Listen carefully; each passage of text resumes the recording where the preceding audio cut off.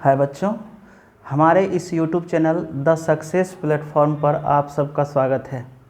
आज हम आपके लिए फिज़िक्स का टॉपिक लेकर आए हैं और उसमें भी आज हम एक पहला चैप्टर जो शुरू कर रहे हैं वो है आपका ऑप्टिक्स यानी प्रकाशिकी। आज हम देखेंगे प्रकाशिकी को और इसमें जितने भी इम्पोर्टेंट टॉपिक्स हैं उनको हमने यहाँ लिख दिया है। सबसे पहला हमने लिखा है या जो हम लोग सबसे पहले चर्चा करेंगे हिस्ट्री ऑफ लाइट यानी प्रकाश का इतिहास जो है उस पर चर्चा करेंगे। दूसरा चर्चा हम लोग का होगा mirror and reflection of light यानी दर्पण तथा प्रकाश का परावर्तन। तीसरा हम लोग का चलेगा lens and refraction of light यानी लेंस और प्रकाश का अपवर्तन। चौथा होगा इवेंट्स काउज बाय लाइट्स, प्रकाश के कारण जो कुछ घटनाएं होती हैं, जो घटनाएं आप देखेंगे कि फिज़िक्स में बहुत इम्पोर्टेंट है और किसी भी एग्ज़ाम में पूछता है। तो इन सब को देखने के बाद जब हम लेंस में अपवर्तन देखेंगे तो अपवर्तन के कारण तब हमारी बहुत सारी घटनाएं होती हैं लाइट्स के कारण, उस इवेंट्स को हम लोग देखेंगे। और उसके बाद लास्ट में हम लोग न्यूमेरिकल को पढ़ेंगे और न्यूमेरिकल को पढ़ने के साथ साथ हम ये भी देखेंगे कि जो भी टॉपिक्स हम लोग पढ़ेंगे साथ ही इस पर जो भी ऑब्जेक्टिव टाइप क्वेश्चन होगा उसको भी हम लोग साथ ही करते जाएंगे। इसलिए हर पार्ट को आप ध्यान से देखेंगे और जितने भी क्वेश्चन हैं उन सब को हम इस वीडियो में रखने का कोशिश करेंगे ताकि आप किसी भी प्रकार किसी भी एग्ज़ाम की आप तैयारी करते हों लेकिन आपको किसी प्रकार की प्रॉब्लम नहीं होगी। तो चलिए हम इस वीडियो को आगे बढ़ाते हैं। चलिए बच्चों, प्रकाश का जो इतिहास है ऐसे बहुत पुराना इतिहास है, लेकिन इस इतिहास प्रकाश के इतिहास के दरमियान जो घटनाएं घटी या जितने वैज्ञानिक आए जिन्होंने प्रकाश के बारे में कुछ कहा उनके बारे में सबसे पहले हम चर्चा करेंगे। उसके बाद ही परीक्षा में पूछे जाने वाले टॉपिक्स पर आएंगे। सबसे पहले इन्हें भी जानना जरूरी है। सबसे पहले कहा जाता है कि सर्वप्रथम न्यूटन ने कणिका सिद्धांत दिया था। कणिका सिद्धांत शब्द से है कण, और कणिका सिद्धांत में न्यूटन ने कहा था कि प्रकाश छोटे छोटे हल्के कणों से बना है जो तीव्र गति से चलता है, जो तीव्र वेग से या तीव्र गति से चलता है, और इसी सिद्धांत को कणिका सिद्धांत कहा गया था। लेकिन इन सिद्धांतों में कुछ त्रुटियां थी, क्योंकि प्रकाश में बहुत सारी घटनाएं होती है या प्रकाश के द्वारा बहुत सारी घटनाएं होती है जो हमें देखने को मिलती है। लेकिन दो घटनाएं जो होती है परावर्तन और अपवर्तन, यानी अगर किसी दृढ़ सरफेस से प्रकाश का आना और टकरा कर चला जाना, इसे प्रकाश का परावर्तन कहा जाता है। और एक होता है अपवर्तन। अपवर्तन का मतलब हुआ कि प्रकाश किसी वस्तु के आर से पार गुजर जाना, इसको बोलते हैं अपवर्तन। आगे हम इन सब बातों की चर्चा करेंगे। तो न्यूटन का जो कणिका सिद्धांत था उस कणिका सिद्धांत में परावर्तन और अपवर्तन इनकी व्याख्या हो जाती थी। लेकिन और भी बहुत सारी घटनाएं होती थी, जैसे प्रकाश का व्यतिकरण होता है, विवर्तन होता है, ध्रुवन होता है। इन सब बातों का व्याख्या न्यूटन का जो कणिका सिद्धांत है यह नहीं दे पाता था। इसीलिए न्यूटन के कणिका सिद्धांत में कुछ त्रुटियां आ गई थी। अब इन त्रुटियों को दूर करने के लिए फिर बाद के वैज्ञानिकों ने इनको सुधार किया और एक अलग स्टेटमेंट दिया। तो चलिए आगे उस स्टेटमेंट को देखते हैं। तो आगे के वैज्ञानिकों ने जब न्यूटन के कणिका सिद्धांत में त्रुटियां पाई गई, यानी वे जब असफल हो गई, तब बाद में 1678 ईस्वी के आसपास डच वैज्ञानिक थे हाइगेंस। उन्होंने एक नया सिद्धांत दिया जो था वेव थ्योरी यानी तरंग सिद्धांत। और इस तरंग सिद्धांत में उन्होंने कहा कि प्रकाश तरंग के समान चलती है, ऐसे तरंग के समान चलती है। और इन हाइगेंस के इस थ्योरी पर जो कुछ प्रकाश के द्वारा होने वाली घटनाएं थी, जैसे परावर्तन का अपवर्तन, व्यतिकरण, विवर्तन, इनकी व्याख्या हो जाती है। यानी कि ये घटनाएं क्यों होती है, किस प्रकार होती है, इन सब का व्याख्या मिल जाता है हाइगेंस के थ्योरी से, तरंग सिद्धांत के थ्योरी से। लेकिन एक और घटना थी प्रकाश में, और वो था प्रकाश का सरल रेखीय घटना। यानी प्रकाश एक सरल रेखा में चलती है, एक सीधी रेखा में चलती है, इस बात का व्याख्या नहीं हो पा रहा था। इसीलिए हाइगेंस के बाद फिर अगला वैज्ञानिक आते हैं जो इन त्रुटियों को सुधारते हैं। तो चलिए हम आगे बढ़ते हैं। आगे जब हम लाइट के इतिहास को देखते हैं तो तरंग सिद्धांत जो हाइगेंस ने दिया था, उसके बाद मैक्सवेल आते हैं। मैक्सवेल ने वैद्युत चुंबकत्व का सिद्धांत दिया और कहा कि तरंग संयुक्त रूप से कंपन करते हुए चलता है और वैद्युत क्षेत्र एवं उसके लंबवत चुंबकीय क्षेत्र से बनता है। ये प्रकाश जो इनके लंबवत प्रकाश वेग से चलता है। यानी कि जो मैक्सवेल है ये कहता है कि जो वैद्युत चुंबक सिद्धांत जो इन्होंने दिया है, कहता है तरंग संयुक्त रूप से चलता है, जो कंपन करते हुए चलता है, जो वैद्युत क्षेत्र उत्पन्न करता है और उस वैद्युत क्षेत्र के लंबवत जो है वह क्या करता है, प्रकाश वेग से चलता है। ये क्या कहता है, कौन कहता है, मैक्सवेल कहता है। लेकिन इनमें भी कुछ कमियां होती है।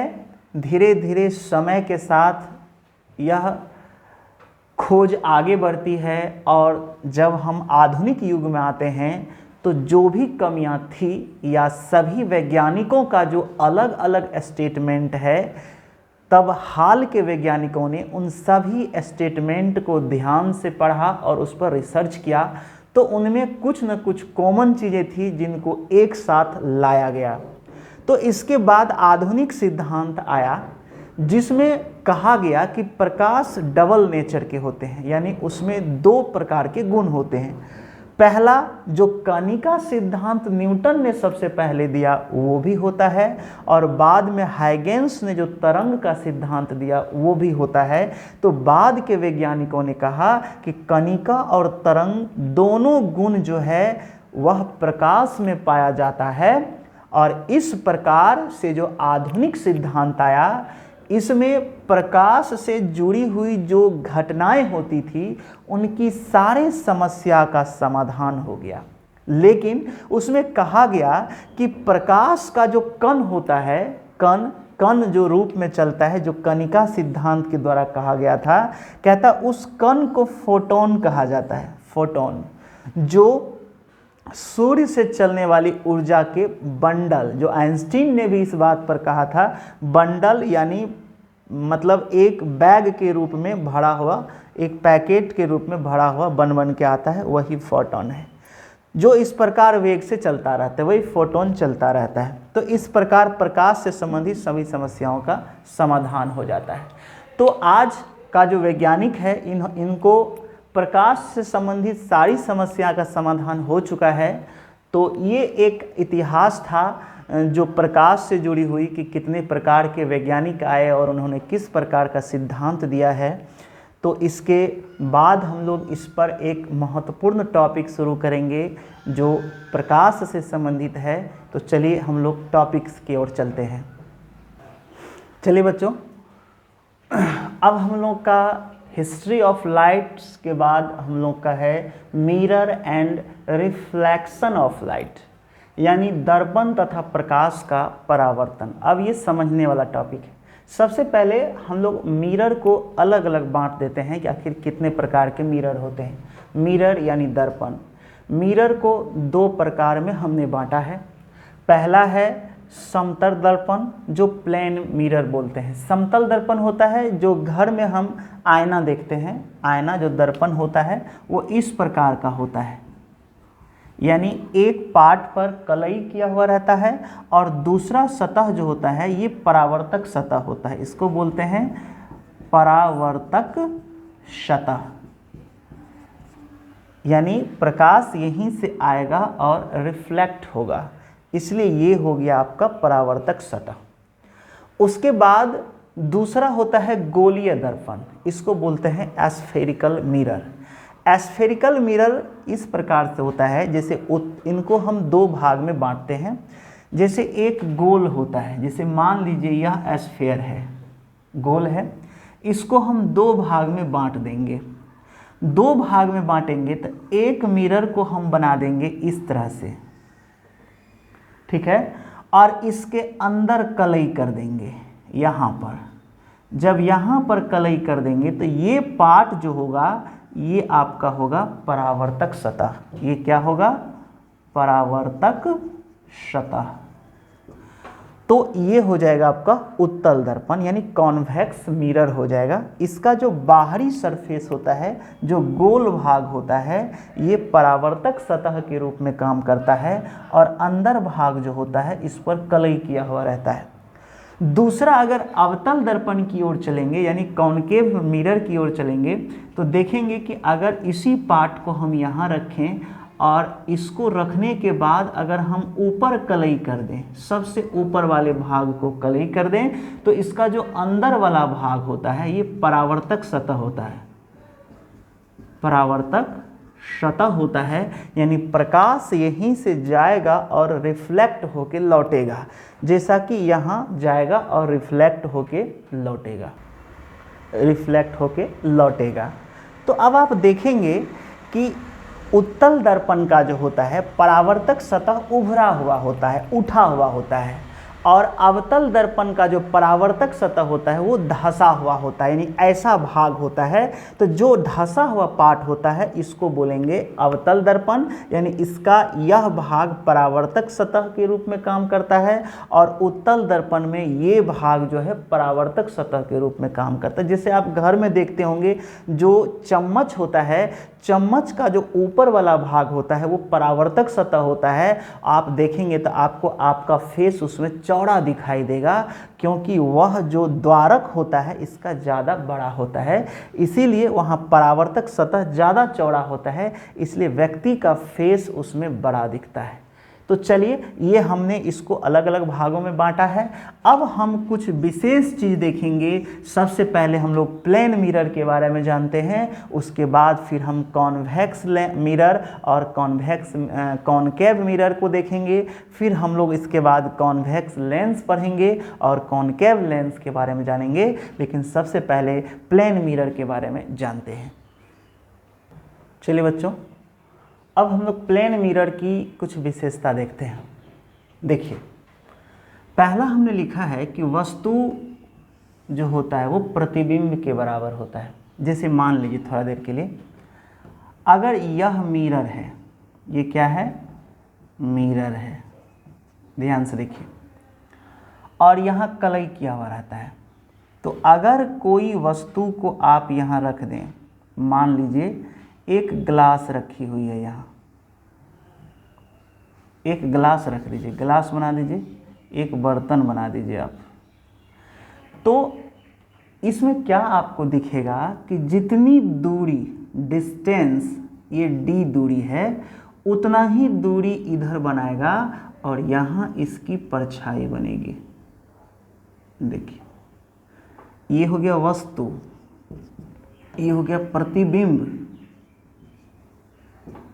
ये हो गया प्रतिबिंब। लेकिन ध्यान रखिएगा कि इसमें उल्टा बनता है, इसका ये जो पेंदी है ये ऊपर चला जाएगा, ये ऐसे होगा और ये ऐसे बनेगा, ये उलट जाएगा, इस टाइप से उल्टा बनता है प्रतिबिंब हमारे यहाँ। तो पहला जो है, जो बहुत इम्पोर्टेंट है कि प्लेन मिरर में, ये कौन सा मिरर है? प्लेन मिरर है। प्लेन मिरर में वस्तु के बराबर ही प्रतिबिंब है, यानी जितना साइज वस्तु का होता है उतना ही साइज प्रतिबिंब का भी होता है। यानी मिरर से इसकी दूरी जितना है उतना ही इसकी दूरी होगी। यानी अगर आपको यह कह दे कि वस्तु और प्रतिबिंब के बीच की दूरी कितनी होगी तो 2D हो जाएगी। बात समझ गए। अगर इसी को हम तीसरा नंबर में लिखे, वस्तु तथा प्रतिबिंब की बीच की दूरी 2D होगी यदि दर्पण तथा वस्तु की दूरी D हो। यानी यहां से अगर इसकी दूरी D देंगे तो यहां से इसकी भी दूरी D होगी, और यहां से तब वस्तु से लेकर प्रतिबिंब की जो दूरी होगी वो 2D हो जाएगी। यही बात हमने यहां लिखा है। अब जो इसकी प्रकृति होती है, जो प्रतिबिंब की प्रकृति होती है, वो यहाँ से देखिए। प्रतिबिंब की जो प्रकृति होगी यह काल्पनिक बनता है। फोटो जो है वो क्या बनेगा, काल्पनिक बनेगा, वस्तु के बराबर बनेगा। यानी जितना बड़ा वस्तु उतना ही बड़ा उसका प्रतिबिंब बनेगा। ऐसा नहीं होता है कि वस्तु छोटा है तो ये इससे बड़ा दिखता है या वस्तु से छोटा दिखता है, ऐसा नहीं होता। आप जब फेस देखते हैं तो आप जितने मोटे लंबे होते हैं आप दर्पण में भी उतना ही मोटे लंबे होते हैं। इसलिए जैसी आपकी आकार और आकृति होती है आप दर्पण में भी खुद को वैसा ही पाते हैं। इसीलिए कहता है वस्तु के बराबर ही प्रतिबिंब का भी आकार होता है तथा उल्टा बनता है। इसका नेचर क्या होता है कि अगर आप सीधा हैं तो प्रतिबिंब, अगर हम मार्कर को ऐसे रखेंगे तो प्रतिबिंब उल्टा बनेगा। लेकिन हमारे आंख में ऐसी विशेषताएं हैं कि वो हर उल्टी चीज को सीधा करके देखती है, इसलिए प्रतिबिंब उल्टा बनता है लेकिन हमारा आंख उसे सीधा देखता है। यही खासियत होता है। लेकिन यहाँ पर प्रतिबिंब क्या होगा, उल्टा बनता है। तो बहुत सारे एग्जाम में यह पूछा जाता है कि समतल दर्पण में प्रतिबिंब की प्रकृति क्या होती है, तो याद रखिए काल्पनिक होगी, वस्तु के बराबर होगी और वस्तु से उल्टा होगा। ये तीनों बात पूछता है। तो इस प्रकार से ये 3 महत्वपूर्ण बात हमने बताया। इसके बाद फिर चौथा पॉइंट्स की ओर चलते हैं। अगले पॉइंट्स में हम देखते हैं कि अगला पॉइंट्स है कि अगर वस्तु की चाल, अगर यहाँ मान लीजिए एक मिरर हम दे देते हैं, ये मिरर है, यहाँ कोई वस्तु है, मान लीजिए यहाँ कोई वस्तु है, ये वस्तु है और यहाँ इसका प्रतिबिंब है। ये क्या है, प्रतिबिंब है। कहता है कि अगर इस वस्तु की चाल x किलोमीटर पर आवर हो, यानी x किलोमीटर पर आवर की दर से चलता है, तो इसकी चाल इसकी दोगुनी हो जाएगी। यानी इसकी चाल क्या हो जाएगी, 2x किलोमीटर पर आवर हो जाएगी। ठीक है। यानी आप कह सकते हैं यदि वस्तु की चाल x किलोमीटर पर आवर हो तो दर्पण में प्रतिबिंब की चाल 2x किलोमीटर पर आवर हो जाएगी। अब इस पर दूसरा चीज हम और देख सकते हैं कि अगर चाल दुगुनी हो जाती है तो यह दूरी भी दुगुना तय करेगा, क्योंकि अगर वस्तु 1 मिनट में x किलोमीटर जाएगा तो यह 1 मिनट में 2x किलोमीटर जाएगा। तो क्या यहाँ दूसरा बात आ सकता है कि यदि वस्तु x किलोमीटर या मीटर जो भी दीजिए, x मीटर की दूरी तय करता है तो दर्पण में प्रतिबिंब 2x मीटर की दूरी तय करेगा।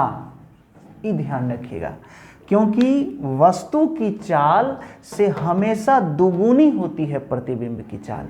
यानी आपको ऐसा प्रतीत होगा कि हमसे ज़्यादा तेज प्रतिबिंब चलता है। तो जब वस्तु की चाल x किलोमीटर पर आवर हो तो प्रतिबिंब की चाल 2x किलोमीटर पर आवर हो जाएगी, यानी दुगुनी हो जाएगी।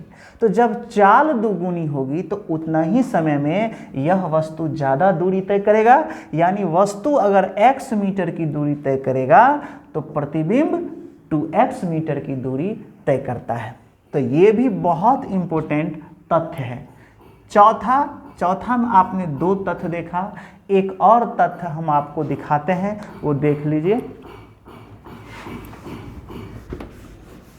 अगर किसी व्यक्ति को अपना पूर्ण प्रतिबिंब देखना हो, अगर वो चाहता है कि हम पूरा प्रतिबिंब अपना देखें, तो उसको क्या करना होगा। देखिए, अगर यहाँ कोई व्यक्ति है, मान लीजिए एक व्यक्ति है यहाँ, ठीक है, ये व्यक्ति है मान लीजिए, और ये सोचता है कि हम पूरा प्रतिबिंब अपना देखें, तो इस व्यक्ति की अगर हाइट है, मान लीजिए इसकी हाइट h है, इसकी हाइट h है, तो यह मिरर को रखेगा, अगर नीचे से ऊपर कर देगा, यहाँ से ऊपर रखेगा h/2 हाइट पर, अगर वो मिरर दे देगा, यहाँ पर मिरर रख देगा, तो इस व्यक्ति का पूर्ण प्रतिबिंब बनेगा, पूर्ण प्रतिबिंब बनेगा।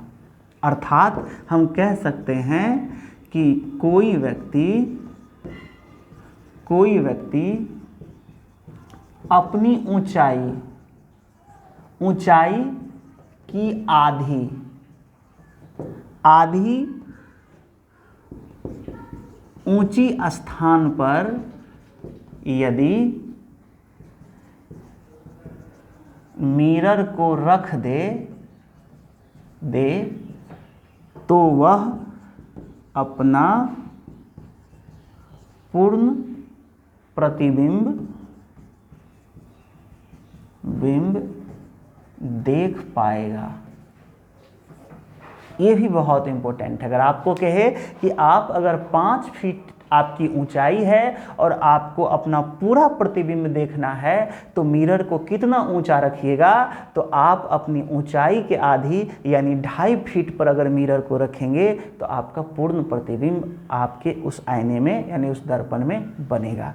देखिए बच्चों, इसमें अभी आज हमने 5 पॉइंट्स पर चर्चा की है। आगे इसमें बहुत सारे 5, 6, 7 और बहुत इम्पोर्टेंट सब पॉइंट्स हैं जो एक वीडियो में संभव नहीं है। तो अगले वीडियो में फिर हमारा चलेगा प्लेन मिरर ही।